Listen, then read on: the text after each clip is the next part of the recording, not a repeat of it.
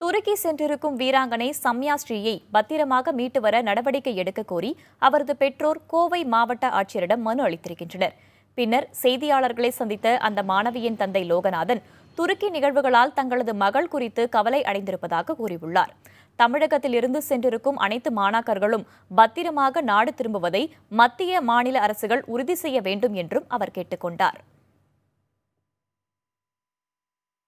பத்திரமாகவும் பாதுகாப்பும் இருக்க சொல்லி சில அறிவுரைகள்லாம் சொல்லிட்டு மற்ற பெற்றோர்களுக்கும் தகவல் கொடுத்து எல்லாரையும் தொடர்பு கொண்டு சொன்னாங்க. அப்புறம் ஊடகங்களுக்கு சொல்லி அப்புறம் மாவட்ட ஆட்சித்தலைவருக்கும் தமிழக முதல்வருக்கும் மனு கொடுத்துருக்குறாங்க. என் பொண்ணையும் மற்றவங்களையும் பத்திரமா நாட்டுக்கு சேர்த்து கோவைக்கு அனுப்புமாறு நான் கேட்டுக்கொள்கிறேன்.